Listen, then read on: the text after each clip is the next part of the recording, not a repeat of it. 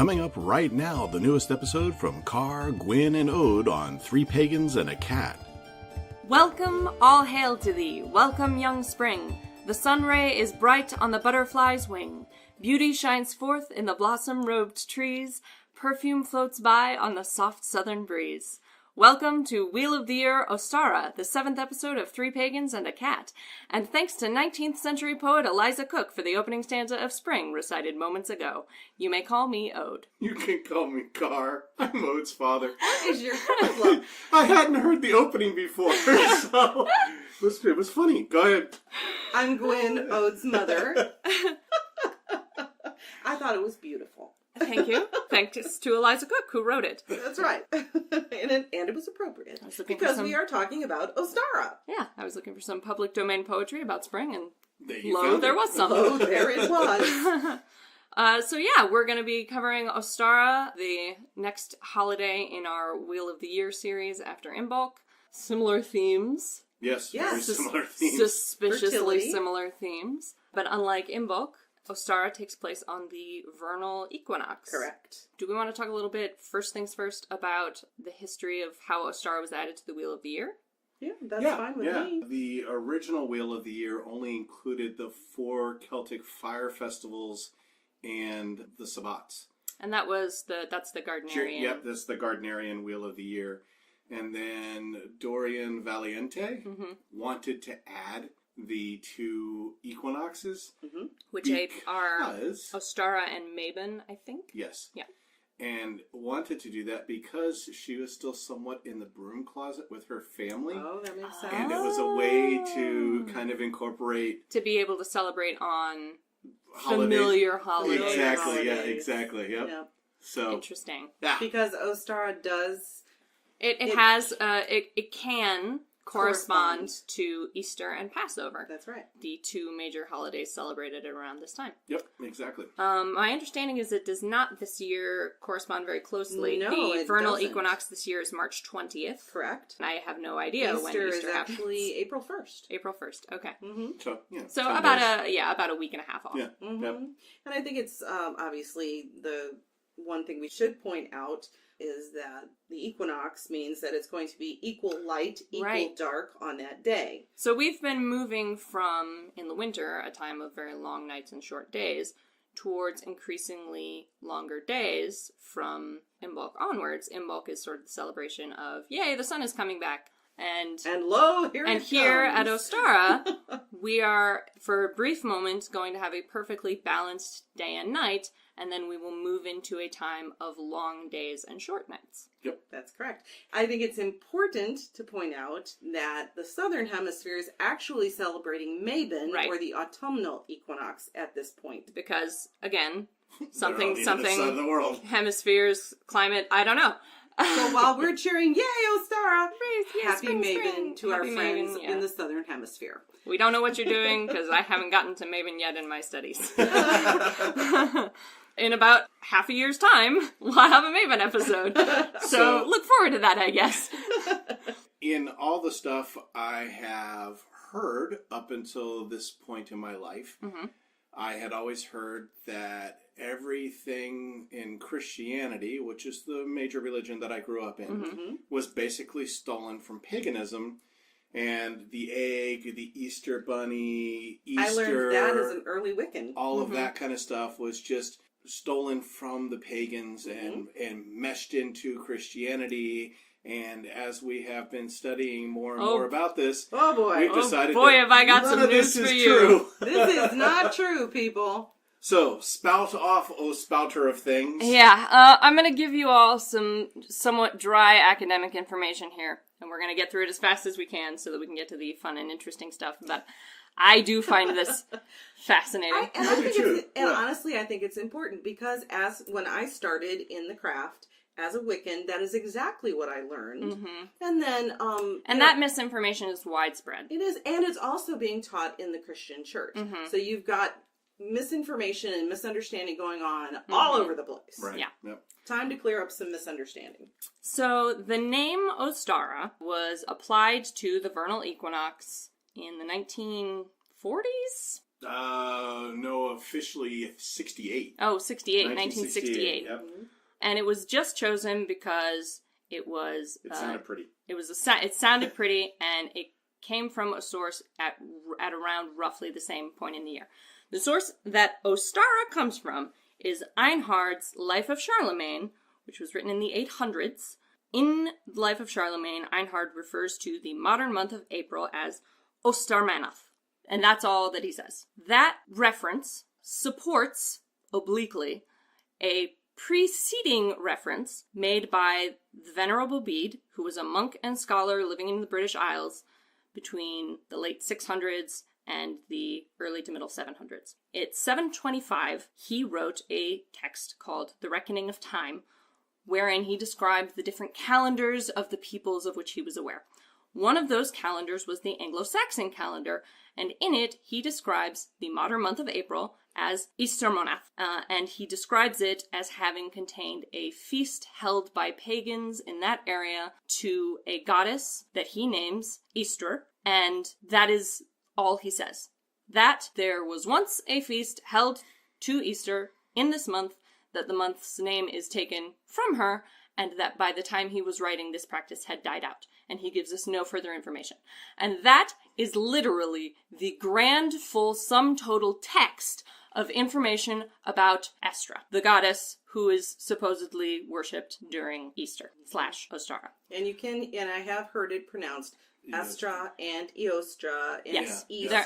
And I'll get into why all those pronunciations are speculative in a minute. Because we have so little information, really, is right. what you're saying. We have one reference by the Venerable Bede, who was a Christian scholar who was disinclined to make things up about heathenry and generally shared less information than he probably had, because at when he was a child, the British Isles were undergoing the late stages of Christianization. By the time he was an adult, heathenry and heathen practices were outlawed, and there are laws on the books outlawing heathen practices and describing the punishments for them. So his parents and grandparents probably were familiar with those practices, but he himself was only familiar with them secondhand. Right. Very probably. And that's why we have that one reference to what he thinks is a goddess, but we don't have any proof that no. is the case. And it's probably really amazing that he even bothered to mention that he mentioned at it. all. Yeah, he's not inclined to mention pagan stuff. No, not in general. As a whole, he was quite hostile to it, wasn't he? Yeah, mm-hmm. Yep. Like most monks. Yeah. So it's really actually kind of amazing that we have this mention. That we even have this little bit of a mention. Yeah. The reference made later by Einhard in The Life of Charlemagne, referring to Ostermanath, is the only evidence we have that Eostre, if she was a goddess, was worshipped not just in Northumbria by Anglo-Saxons, but also by continental Germans. And like I said, we have no evidence that she was a goddess who was worshipped. It could just be that Estra meant dawn and Estra month was dawn month. It's impossible to say. Right. The information that we do have about Estra, which we have derived from her name, is this. Old English Estra is of Northumbrian extraction, and it is derived from the reconstructed Proto-Germanic word austro, thence from Proto-Indo-European chuz, which means to shine. The ch that we have lost in all of the derived words is what's referred to as a laryngeal phoneme. It's like almost a glottal stop, like the in uh-oh, and it becomes a glottal stop or is dropped completely in almost all of the daughter languages of Proto-Indo-European. The root chuz means to shine and is the root word for the name of a reconstructed Proto-Indo-European goddess, Chosis. Her name means the glowing one, and there are reconstructed Proto-Indo-European myths about her as a dawn goddess who reluctantly brought light to mortality and then was abducted and imprisoned and had to be rescued by another god to bring the return of light. These themes are echoed in what are called daughter religions, in the forms of other goddesses who have similar mythological connections and language-rooted names. It is hypothetical that one of her epithets would have been Genos, from which the Latin Venus and the Norse Vanir both derive, which would mean the loving or the wishing one. From this, we can derive that Eostre, if she existed, and if she had the same correlations that other goddesses of her etymological type have, would have been a dawn goddess, likely with love, spring, or fertility connections. None of this is proof of anything. Proto-Indo-European is a completely reconstructed language. What that means is that there is no attested written language for Proto-Indo-European extant anywhere. It has been reconstructed from assumptions made about the languages which derive from it in the same family. That includes Germanic, that includes English, which is derived from Germanic, that includes some Vedic languages, it includes a bunch of Slavic languages. The Proto-Indo-European family is huge, and by combining the corresponding characteristics between various words in these various languages that mean the same thing and have similar phonetic constructions, we are able to derive the language we call Proto-Indo-European. And by the same process of back tracing themes, we have reconstructed a Proto-Indo-European mythology. So none of this is conclusive evidence of anything about Eostre. The other piece of misinformation widely spread about Eostre, because she is referenced as an Anglo-Saxon goddess, is that she is somehow part of the Norse pantheon. This is manifestly untrue. There is no evidence of her anywhere in the Norse pantheon at all. The only evidence of even a similar root name in the Norse pantheon is Eostre, who is one of the four dwarves who represents the four cardinal directions or the four winds, who holds up the skull of Ymir, which is the dome of the heavens or the basket of the sky, basically. That's the only evidence we have of even that general root anywhere in Norse mythology. So if Eostre existed, she was probably a continental German goddess who was brought to Anglo-Saxony or vice versa at some stage in the proceedings. She was probably a very localized goddess, a tribal matron or maiden, and no other information exists about her except what we can guess based on Proto-Indo-European reconstruction. Okay, so explain eggs and bunnies. They aren't involved in Estre's mythology at all because Eostre does not have a mythology. Eggs and bunnies come from completely separate sources. The Easter bunny comes from a German tradition which sprung up, as far as anyone can tell, completely by itself with no existing ancient traditions to back it up, of the Osterhaus, or the Easter hare. Could honestly have just been a local legend, is what you're saying. Yeah, it could have just been a local legend in some part of Germany that spread through it. And then in the 1800s, Jacob Grimm, who liked to tell stories you may be familiar with, and considered himself a folklorist. He and his brother. Considered himself a folklorist and a scholar, and who wrote extensively about his somewhat suspect views of German mythology, decided, with no evidence, that the Osterhaus and Eostre had to be connected somehow. Probably just because of the names. Yeah, pretty much. And so he created this idea in the 1800s that Eostre was a goddess who was worshipped extensively at some point in prehistory, that she was affiliated with hares and rabbits and that they were sacred to her, and that she handed out eggs to children, and that all comes from Jacob Grimm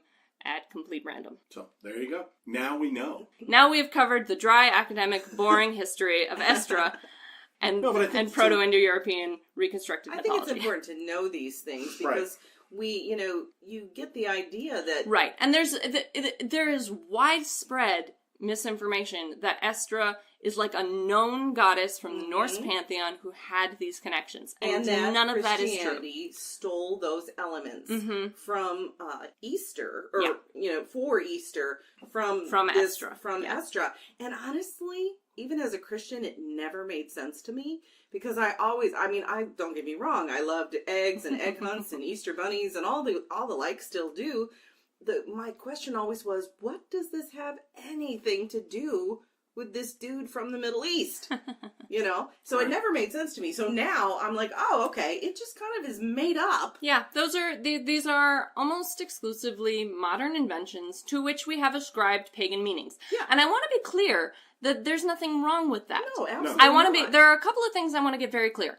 I have just gone through the very dry academic lack of history about Eostre. That does not mean that I think Eostre does not exist today. That's right. I don't know, and cannot know, if Eostre existed in, the year 500. That is information I will never have access to. But I do know that there are people who perceive her existence today, for whom she is a real and living goddess, and as far as I'm concerned, gods and goddesses can come into existence at any time by some mechanism unknown to me, and it's not my business how they do it. In my cosmology, the oldest living creature is Surt, who just started being one day in the middle of Ginnungagap and created Muspelheim, and thus started, the origin of existence. And there is no explanation for how Surt came to be, and it's not my business. It doesn't matter. The fact of the matter is, he did come to be, and thus so did everything else. True, false, or maybe? Oh yes, this is a good game. Okay. Eostre is an Anglo-Saxon goddess of the dawn. I've seen this, and I know it's listed as true, but it is not. So, I'm going to go with maybe. Can we give it that? She is a maybe Anglo-Saxon goddess of something. Right. Yes. Right, yeah, okay. Eostre is a Teutonic derivative of Ishtar? Nope. Definitely nope. That just because they sound the same in English does not mean they are the same person. Easter is named after Eostre. Well, arguable, I guess. Maybe. Yeah. Maybe. Maybe not. Eostre is associated with bunnies and eggs. Nope. False. False. The Easter egg is stolen pagan tradition. Nope. No. Thank you, Grimm. The rabbit and the egg are associated with Ishtar. Nope. And the Easter bunny is related to the lunar hare.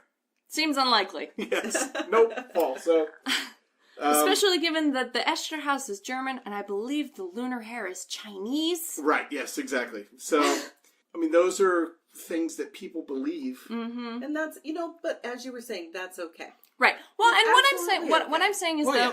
although I don't think it's grounded in. I think the important thing is to say, if you want to believe these things, that's great, but don't claim that they are grounded in history. What I would say is also don't believe these things. Don't believe the things that are lies. Well, good point. Don't believe that Eostre and Ishtar have some connection when they don't. No.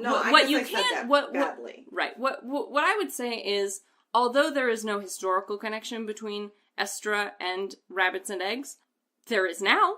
Exactly. That was my point. Right. I actually wasn't even thinking about Eostre and Ishtar. Right. I was thinking along the lines of, if you want to celebrate with bunnies and eggs and believe that these are connected to Eostre or Eostre, these are ultimately, then by God, go ahead and do it. Mm-hmm. Yeah. These are ultimately, at this stage in modern pagan life, secular symbols which we have imbued with pagan meaning and which we have adopted for a goddess we know very little about. That's right. And that is that's perfectly fair. Fine. It's a celebration. We can celebrate spring in these manner, or in this manner. Yep.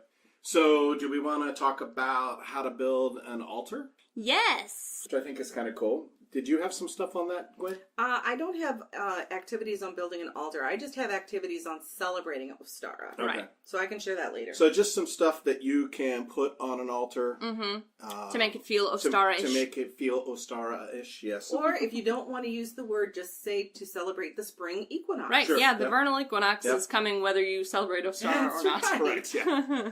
Obviously, eggs. Right. Painted or Colored otherwise. or Yep. otherwise, yep. Rabbits.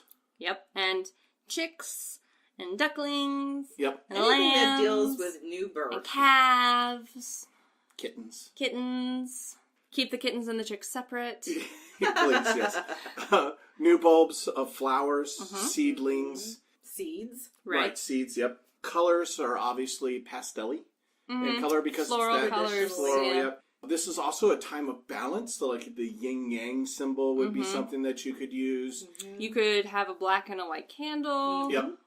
Male and female figures.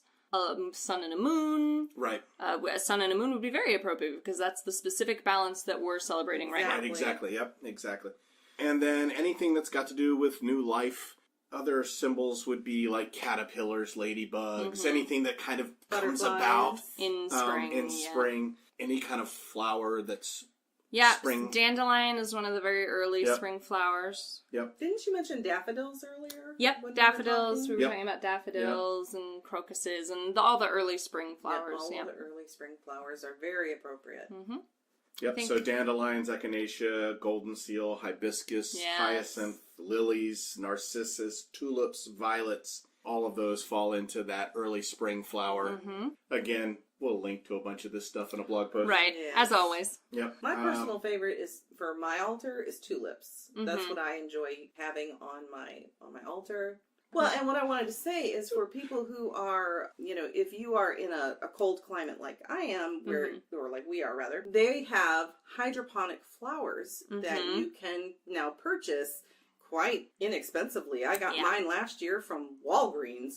Yeah, and they're very nice. And they last for several weeks, and I was able to have blooming tulips on my altar last year for Ostara. And it was really wonderful. It was really nice. It's okay. I'm not saying anything against cut flowers. I have cut flowers on my altar. Yes, drying as we speak. Exactly. But the thing that is just meaningful to me on a special occasion like Ostara is to have a living plant on my altar. And hydroponics is a way you can do that if you want to have a living flower. And I think it's like we talked about how Imbolc was about purification, basically, and rebirth and renewal. I think the difference with Ostara, yes, it's still a spring festival, but I think Ostara is about growing. If Imbolc is about sweeping out, the old stuff and preparing the way for the new, then Ostara is about getting down and growth. Actually planting the seeds. Yeah. And the beginning of that growth process. Yeah. And I think the cool thing, whether you have cut flowers or you have something that's growing hydroponically or however, or if you live further south, it's just growing. They're just growing. You live in the south. Is that, and this is something Gwyn does, which I think is really cool, is that we don't return any of that. We don't just throw it away. So part of it's returned to the earth, but part of it is also dried and saved and used in spells and that kind of stuff. So it's dual purposed. Gwyn has a very stocked apothecary cabinet. Yes, I do. Full of two apothecary cabinets. Well, one is explicitly an apothecary cabinet. One is a cabinet for magical things and is mostly an apothecary. And I still don't have enough room. But because she saves and dries everything. I do, as much as possible if I can. Everything that was ever living in this house. If I can. Someday I'll be in the apothecary cabinet. I'm going to say it. That's just possible. There's a power in bones. That's correct. But if I can't, for some reason, then I do return it to the earth. And we've done that for several different things. Yes, we have. But what I'm doing and it's hard to do during the winter. It is. Yeah. So, but what I'm doing right now is I have been having cut flowers on my altar and then putting them in I have a swan vase, I guess or a swan dish. A swan that's dish, part of my altar. Which she set out during Imbolc to represent and honor Brigid. Yep. Correct. And so I've started drying flowers in that, and then I'm going to use it to make potpourri for Ostara. So, I mean, there's so much you can do. You can... Also, it just looks really nice while it's drying. It does look really pretty. Yeah. It's very pretty, yeah. It's very pretty. So for any of you all who know us, which there are some now who know who we actually we are, got to meet you. On our side of the state, yeah. we are covered in snow here right on the now, 9th of March. Gosh. There's a few weeks left until the equinox, and hopefully it will melt by then. We're hoping. But if it doesn't melt on its own, we can do a snow melting ritual and hope that helps. That would be nice, yes. Now that you've talked about rituals. Yeah, Gwyn, you want to get into sure. some of the rituals you've been talking about? Well, there are a couple of things you can do. One of the things that you can do, just for as far as activities go, and this isn't necessarily a ritual, these are just a few activities. You can go out and collect wild flowers if you're in an area where spring has already sprung. Right. Yeah. You can also take a plant in a small plant that you've either grown from a seed over the winter, or if you have some kind of seedlings, you can gift them to other people with a blessing of fertility or blessing in their house. Right. And it's worth pointing out that fertility does not have to be exclusively of the baby-making kind. That's right. Creative minds need fertile soil just as much as anything else does. Right. And a living plant often, it brings a lot of good energy into someone's home. So if you know someone who needs some good boost. energy, a boost, bringing them a plant as a gift, they don't have to know it's an Ostara gift if they're not of a pagan belief system or tradition. Now, maybe check whether they have anxiety about whether they're going to be able to keep that plant alive. True. Because some people are not great at that, and it may cause them stress. That's when you use a little bit of foresight or just common sense. But. Also, this doesn't necessarily have to be something you've raised. You No, have it some doesn't. time before Ostara right now to go to a greenhouse Yeah, exactly. or a nursery and buy some little plants. Exactly. They're not terribly expensive. And bring them home for a week or so. Put them here to live in your house. To live in your house and kind of gain from you, so that when you give them out, they're not get to know those little spirits. Right, exactly. Yep. Exactly. You can also, which I thought was really obviously, it's spring cleaning. It is a ritual. You can do spring cleaning as a ritual. Yes, but not although I just, think it should, broadly speaking, have already been done by Imbolc. Yes, I think it should. I think the physical aspect of spring cleaning is wonderful to begin at Imbolc. What you can do at Ostara is a spiritual cleaning of energies that have built up over the winter. I still think that should have been done during Imbolc for the purification. I think it can be aspect, done for both. but Right. There's also one more thing that you can do as far as if you want to consider it a ritual or just some kind of a magical working. Anything's a ritual if you try hard and believe in yourself. Umancy. Yes, tell us about this. Egg divination. I thought that was very cool. What you do is you take an egg, you separate the egg whites from the yolks, and then you drop the white into hot water and divine what its meaning is by the shapes that the egg white takes in the hot water. And then you complete your egg drop soup and eat it. That's exactly what I was thinking. It was like, might as well make egg drop soup at this point. If you are a kitchen witch, that is a brilliant idea and it can be part of your meal preparation. Or if you are not a kitchen witch and you just are curious to do it or want to do it as part of a divination process, you can do it at your altar in a cauldron. Oh yeah, that's a good call. Just pour some hot water in your cauldron, and there you go. So I think that's a fun, it is. It's a very fun little, an unusual divination divination technique that you can bring into your Ostara celebrations. Yeah, that's very interesting. And then I have a bunch of other things that you can do. You can have a ritual dinner, right? Which can include hot cross buns, which is basically a bread that has eggs in it, right? And some raisins and things too. I'm not sure. It's been a while since I've made them. I'm okay with that. You can have a huge hot cross bun. You can have any kind of an egg dish for breakfast and or dinner. Quiche. Yeah, you can exactly.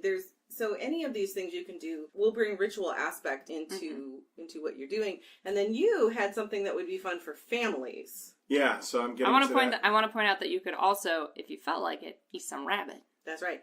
Now, are we going to talk about activities as well that are separate from like a specific ritual? Because I have a bunch of activities you can do. Yeah, we'll get into that. My position is that any activity can be a ritual if you approach it with a sacred mindset. So, and the list that I have, I'll make sure that we include that in the links list on our notes because this has I've got so many ideas that I can't even I can't read them all. We don't have time on this podcast to go through all of them. To read all of them. So we're just giving you all the highlights. One good thing about this time of the year, the vernal equinox or Ostara or whatever we want to call it. Whatever it is to you. Yeah, whatever it is to you, is that Christendom, which is still the majority religion in the United States, is already involving children in what they do. Right. So this is a chance for you to involve your children in your pagan rituals, which I think is really cool. Some of them don't work really well for that, but this one in particular, I think, really does. When you get into like Winter Nights or some of the darker aspects of Yule, it's harder to get the kids involved. Correct. Because, Yep. it requires sort of a deeper understanding You of the almost have spiritual to have component. like a children's family ritual and Right. then a more adult ritual later. Yeah. But Ostara, because it is such like a joyous and young holiday all around, you can all just sort of work together. Right. So there's definitely some of the craft projects that we've talked about, making your Easter tree or your Ostara tree, doing some family ritual stuff. One of the family rituals that I think is cool is one I found on ThoughtCo, is the lesser banishing ritual of the chocolate rabbit. I love Yes. This And is great. We're going to do this. This is so great, you guys. Just wait. And it includes a bag of jelly beans, marshmallow peeps, both chicks, bunnies, and whatever else that they have. Peeps of your choice. Peeps of your choice. And a chocolate rabbit for each participant. And a glass of milk for each participant.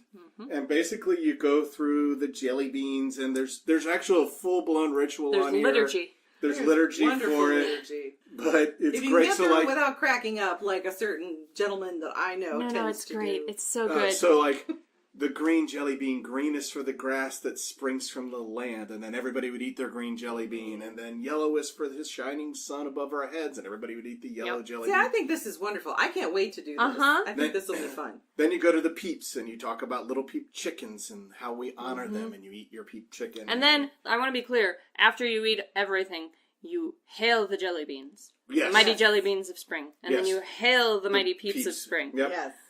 And then there's the whole chocolate rabbit, and you talk about how we adore the chocolate rabbit and his great big chocolate ears, and Which then you you eat. his ears. And then, of course, you hail the mighty chocolate rabbit when you're done eating it all. And then everybody gets a glass of milk. You raise it in a toast to the three symbols, to the jelly beans, to the peeps, and to the chocolate rabbit. We drink in your honor. This is really cool. It's a wonderful And it's a great way, and ritual. and not only is it a great ritual just in its own right, but it's a great way to introduce young pagans to the concept of these ritual. liturgical rituals, these Yep. like really formalized participatory and make them rituals. meaningful. Yep. Because this isn't a, we joke because it's peeps and jelly beans. Right. But it's as we were very meaningful when you read what it is Right. supposed to represent, and that's the whole point. Exactly. Is it's a representative. It's a correspondence, if you will, Yep. that children can understand. Yep. Color correspondences are very strong. Exactly. Yeah. It's a wonderful way to teach children and young pagans about, how a ritual works. And, they're even maybe not young pagans, but just people who are new to paganism, who feel uncomfortable or come from another religion. or who feel overwhelmed There you by some of the intensity of some pagan rituals. This is a good way to ease them into that concept. Yeah. I also want to say that according to my little list, this is another thing I wanted to mention. This is a really good time to start planning a magical garden or a magical container garden if you're like me and you live on a balcony. You have a balcony to work with. And then you plant those seeds or Plan at Ostara, plant at Beltane. yes. I think it's a wonderful thing. You talked about doing spell work with seeds. Yes, I thought this was a very interesting thing to do as well. You can begin a spell with a seed in a small, in a planter, a little container. You can have it on your altar or someplace, obviously, that's going to get enough sun.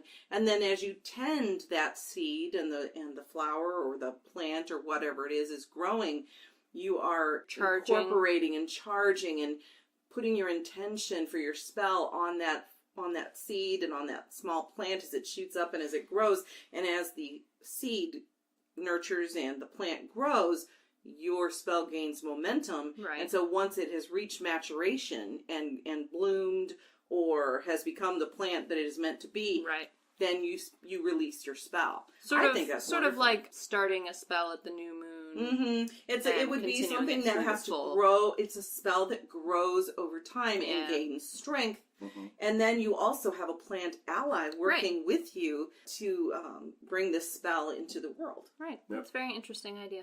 Which is actually something you can do with your kids as well. Yeah. So it's actually one of the things I have listed on my list is make a miniature greenhouse, which is super easy to do and a good way to get started and a good way, again, to teach children, you know, how to put your intention into things that are happening. And how to, you know, care for their environment. Yep. Exactly. Some of the other things you can do is build a weather station. So that you can kind of track weather. Right. This is a good time of year to do that. Yeah, see how much rain you get. Right, yep. Outdoor We thermometer, did that when I was journal. a kid and when we were homeschooling. Right, Yep. So that same kind of thing. And I had a cloud journal where I detailed every specific kind of cloud and then painstakingly decided if it was cumulus or cumulonimbus or whatever. Yep. Cirrus. And then you could also do seed packet greeting cards. So put some seeds into a little packet and use that as a gift. That's nice. To give away. I like Yeah. that idea. Of course, dyeing of eggs, and we have multiple different ways to do that. You can use artificial colors because that's the easiest. You Right. can go to, you know, whatever your local store is. The Walgreens. And, Yeah. get those Got little, something, yeah. Get those little tablets with the vinegar and the water, yeah. and there you go. But if you want to do presto. something more natural, there are many ways to dye your eggs using blueberries, onion skins, cabbage, tea. You can Coffee grounds. One of my favorite things to do actually is to boil an egg and then take a spoon and crackle the shell, not enough to actually break it, but just enough so that there are cracks in it, like hairline fractures, and then put it back in the water with like a couple of tea bags, and it creates this like fascinating marbled texture on the actual egg. Yeah. You can also use carrot tops. You can soak the green carrot tops, and then you dye your eggs to get a yellowish green color. You can get orange from onion skin, depending on the type of, you know, onion. onion you use. Madder root is good for red. Coltsfoot and bracken are good for green. And spinach, frozen spinach, yeah? Frozen spinach is good for a light green. And believe it or not, red cabbage is good for bright blue. And I think if you do it long enough, it becomes a purpley kind of color.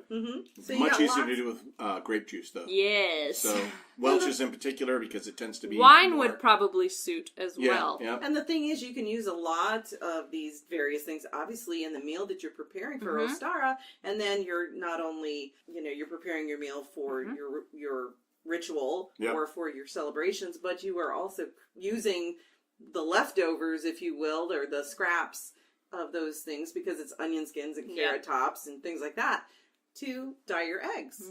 Yeah, one of the other things you can do is to make a tie-dyed egg, and that's actually using a real tie, a silk tie. If you want to sacrifice your silk tie. Well, I don't... Carr has dozens of ties because that was the only thing I knew how to give him as a gift as a child. Of course, and now, though, knowing what I know about how silkworms are, you know, mistreated. Oh, yes, we discovered then, something you know, dreadful about the production of silk. Listeners, we will tell you in a moment as soon as Carr is finished explaining. Actually, tie-dyed. let's not tell that No. story, Okay. but we'll link We'll to link it. to it, yeah. So, if you want to know, It's pretty dire. If you want to know, we'll have the link, but we'll all I'm also have saying the is link that, on how to get... Yeah, on how to get How to piece get it. silk or Yeah. piece of silk. Or, but all I'm saying is I don't feel so bad about using one of Carr's silk ties to do this. One of the other things you can do is to make a wreath for spring, whether you have eggs on it. Yeah, we have or, an egg wreath. Yep, or snakes.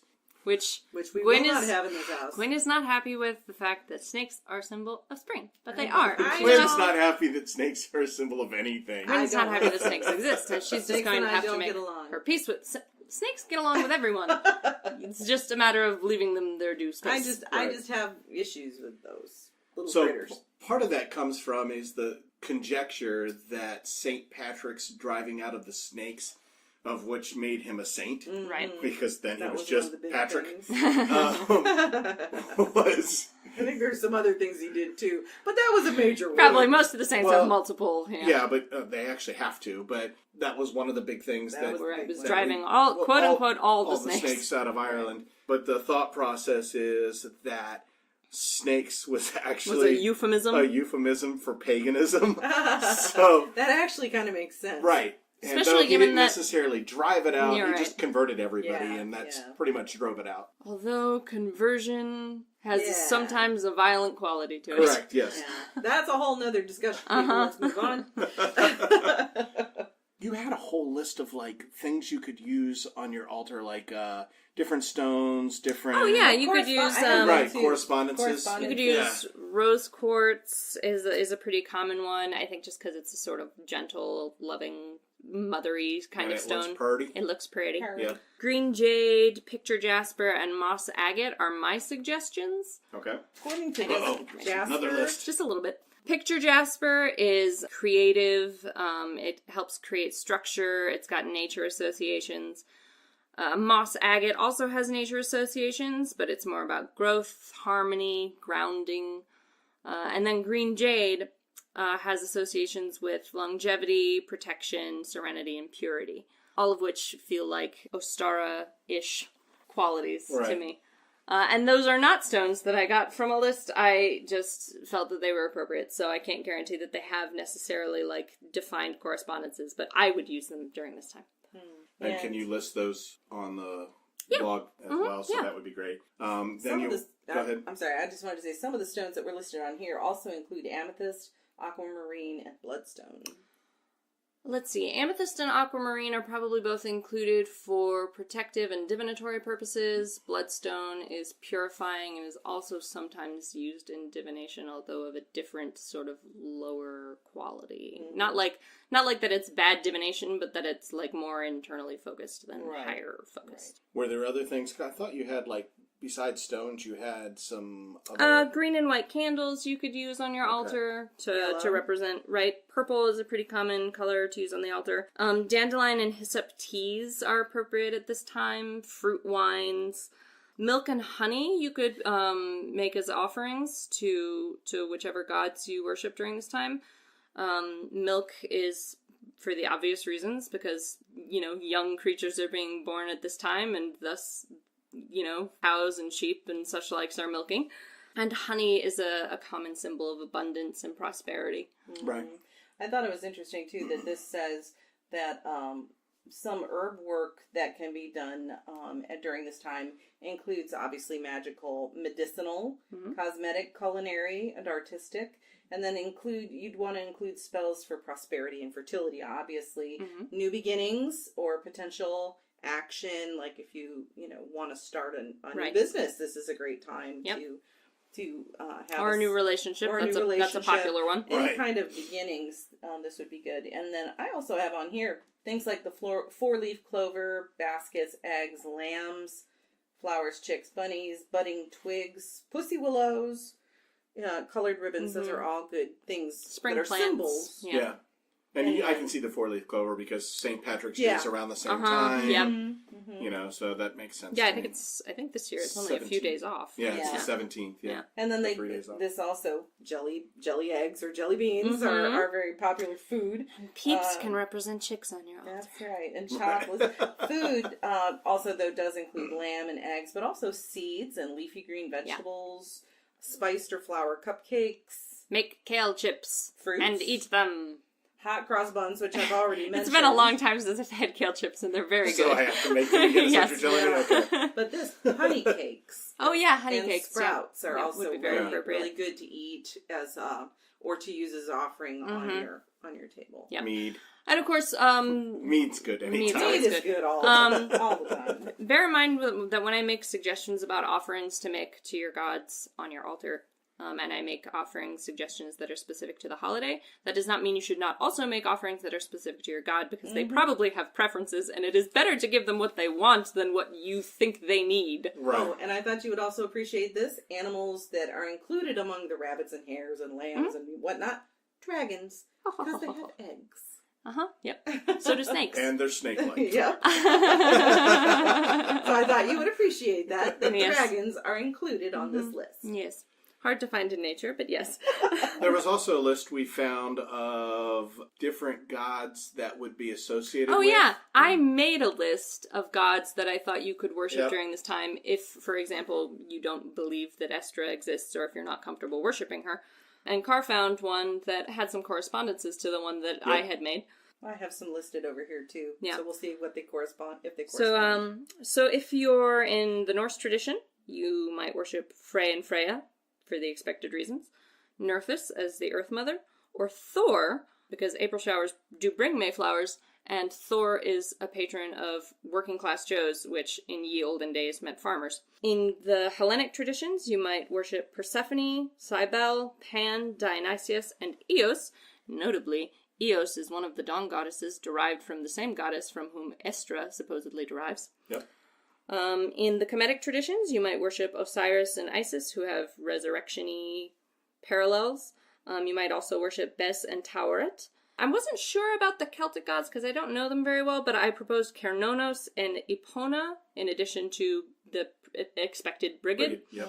In Vedic tradition, I suggested Prithvamata, Rudra, and Ushas, whom I don't know very well, but they do feature in the Rig Veda, and there are some very lovely mandalas about Ushas in particular, who is a goddess of dawn. Yep. And according to this, if you don't have really a specific god or goddess, but are you follow the 8, just the concept of the triple goddess, a divine generalist, right? Then you can obviously the maiden can be your focus. This also includes Narcissus, Hyacinth, and Dionysus. I listed Dionysus. Dionysus. Yep. Oh, and the Green Man. Oh, yeah, I guess I yeah. can see the Green Man. Yeah. And especially Ares. since I think, Ares has many aspects. That's true. But especially since I think the Green Man is sometimes correspondent with Cernunnos. And then the list that Carr found also included two goddesses of whom I am not particularly familiar, the Hindu Saraswati and the Ghanaian Asasya. Did you mention Astarte? Because that's also listed. No, I did not. She's also listed on here. I did not mention Astarte, sometimes also known as Ishtar, whom Right. I do not know a tremendous amount about. I believe she is a goddess of fertility and war. So, you have anything else over there in your magical notes? No, I think that... my magical notes. Your magical notes. I think that about covers it. I mostly took notes about the lacking history of Eostre because I wanted to get that very clear and make sure there were no misconceptions being forwarded in this particular podcast, seeing as you can get them everywhere else if you so choose. Right. I did want to share, as I was looking over my notes and my book over here, I did want to read from the Grimoire for the Green Witch, written by Anne Mora. Something that I think is really, it's kind of a closing ritual, if you will. It's real short. And what you would do would be to light a purple candle or a violet candle, burn patchouli, but you don't have to if you don't like patchouli. Carr objects to patchouli. No. It's because patchouli usually, in my mind, goes with body odor. Okay, fair. So choose something that would be appropriate. Choose something that feels springy to you. For instance, African Jasmine, violet, rose, sage, and strawberry are also very good. Yeah. But what you can do is take those items throughout your home, and as you are going throughout your home with the candle and the incense, you would say, "Farewell to wintry spirits and friends. On morrow we greet the spirits of spring.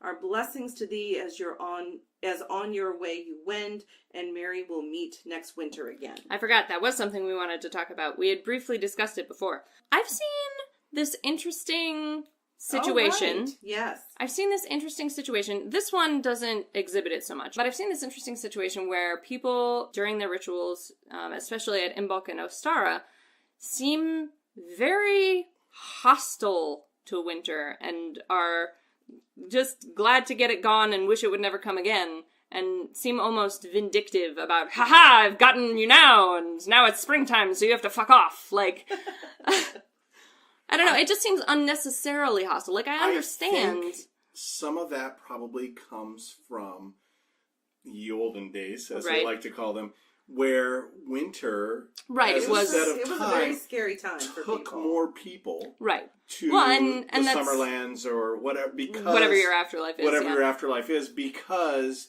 it's just a harder time of year. And that would definitely... The other 3 seasons tend to be, you can live you pretty easily. Unless there's a war or something. Right, exactly. And I also think... Or a plague. We were talking about this earlier.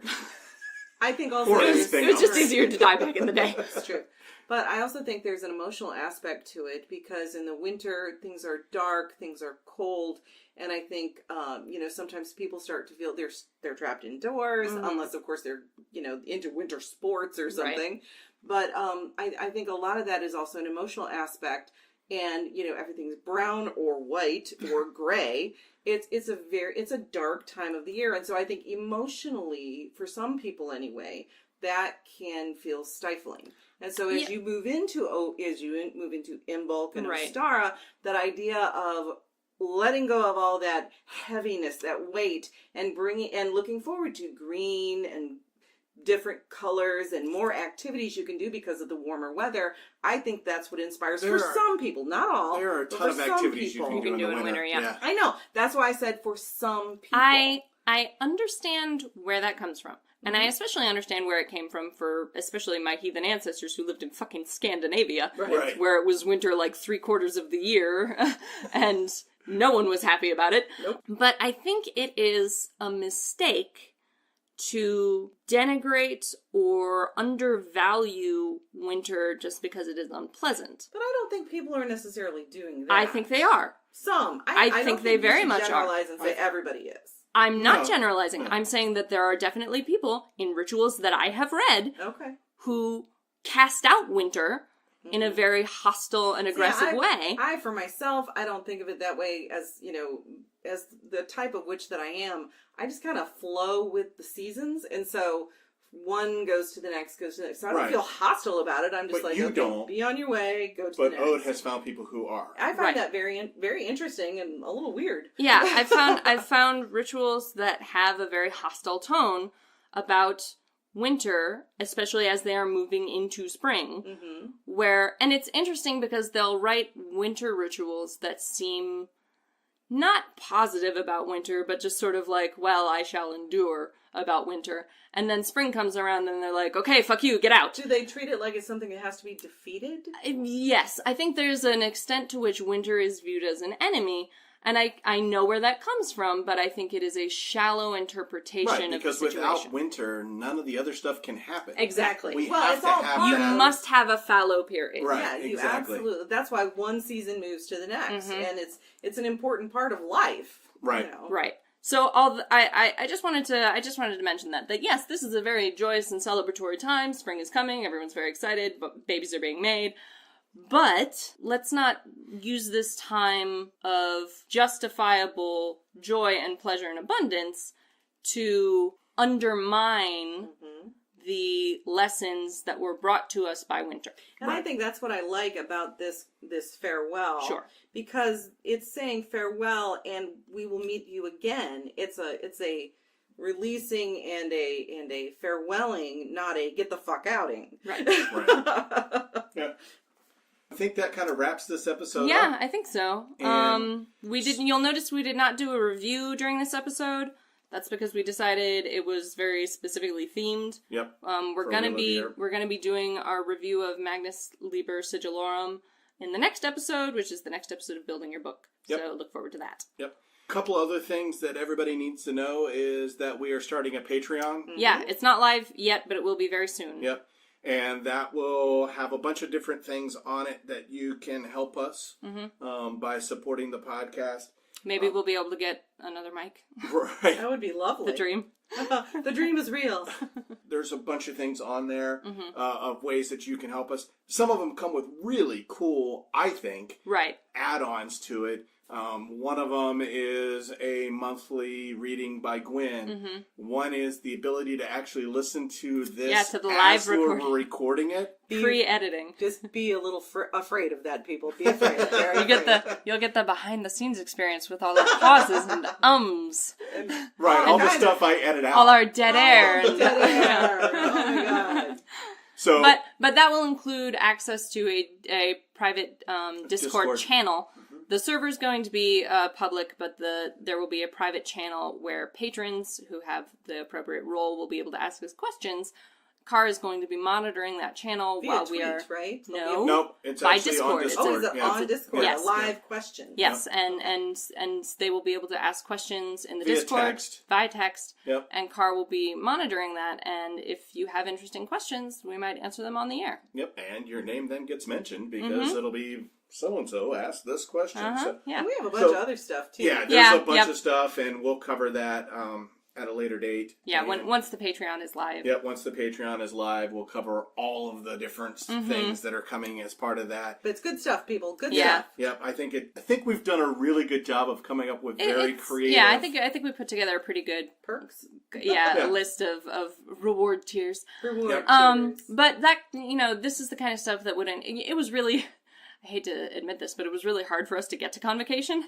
Yeah, and it's, things are tight, and it's hard for us to get the money we need to go to events and stuff like that. So, and it's something that we really want to do. And it seems to be something that people want us to do. Yeah, right. Yeah. So stuff like the Patreon, might be able to help us do that. So once that goes live, we're gonna mention it every episode. So and to hear our lovely voices more often as well. Because if we reach certain goals, then we'll go to a weekly schedule. Right. Exactly. Yeah. Yeah. So actually, we can talk about that pretty quickly. Is the $500 goal? So that's $500 a month means that you work full time basically. This would be my job, on basically, the podcast, and that allows us to move to a weekly format where we're actually doing this once a week. And I spend like 8 hours a day researching things for new episodes, and exactly. If we get to the $1,500 a month goal, that gets both Ode and Gwyn working on the podcast full time. Yep. So that becomes your full time gigs. That means, of course, we can grow our listenership. It means a daily blog. Yep. So that you actually get something every day on the blog, plus the ongoing weekly podcast. If we can miraculously get to the $2,500 a month, which would be truly an act of several gods required. Right, exactly. Then all three of us will do the podcast full time. It would be our job. Yep, that would be our job. This would then allow us to travel the country, visiting a bunch of other pagan communities, involving them in the podcast. Get a little farther outside of our immediate area. Right. Yep. Get and review stores and do interviews and do all kinds of stuff that we have big plans, people. Right. That's the dream. That is the dream. Yep. Vision. The vision for this podcast. Yes, is much bigger than the three of us sitting around a mic. And I think a part and of it... a mic set on a card table. Yeah. Where and I think, Carr sits on a folding chair, Gwyn sits on a desk chair, and I sit on the bed. Yeah. And I do think part of this is we want to be able to provide a really interesting podcast for people to listen to, but also something that can bring the pagan community together all over from all over the country. You know, this is a way we can do that, and I'm looking forward to seeing how far and where we'll go with it. Yep, definitely. So the podcast is going to continue no matter what. Exactly. Right. But we're not going away. Under no circumstances, unless, something disastrous happens. Or you stop listening. Well, even then we'll probably still that's true. But things like the Patreon would allow you to support us and would allow us to do more interesting things. And things that we really think would be beneficial. So if once the Patreon goes live, if you feel so inclined, we would be very grateful. Yep. But obviously, there is no requirement. Yeah, Patreon should be live Monday. Yeah, probably. So that would be the, I don't know. Calendar so March. 12th. Yeah, 12th of March. 12th of March, probably. No, we've got just great stuff coming up, and we still have our Building the Book Part 2. Part 2 coming. Yep, coming up, and where we're going to discuss 3 different parts. Three topics. Deities, the like the Wiccan Read, or whatever it is that you focus on in that. Any information about your initiation. Yep, your initiation, So we'll be discussing those 3 things. And spelling your book. Yep. To, keep it secret and Yep. keep it safe, like Gwyn has. Keep it secret, keep it safe. I will have my 3-ring binder. Luckily, I found one here in the house. So I didn't even have to buy one. That's right. I've been saving 3-ring binders forever, so. Right. It's like my collection of yellow notepads. Right. So I'll be starting to actually build my book kind of as we go. Yep. And so follow along. We've actually had somebody contact us. Yeah, which we're going to be talking about. And we're going to be talking about in the episode. We had a listener send us a comment describing their own book development process. I don't want to get into it here, but we'll get into it in the Building Your Book episode 2. Yeah. And we will also do that review of Magnus Liber Sigillorum. Yep. That's right. And we have another review coming up after that in the next podcast. Yep. Yeah. So the next episode is going to be jam-packed with content. Right. That's right. Keeping it to an hour may be difficult, but we'll do our best. We shall so endeavor. And on that note, we should probably stop talking. All right, so that's it for 3 Pagans and a Cat Ostara special episode Wheel of the Year thingy. We're going to have to come up with a that real sign idea. off is really rough, huh? Man. Time to go! Bye! You've been listening to Three Pagans and a Cat. Find out more information at www.threepagansandacat.com.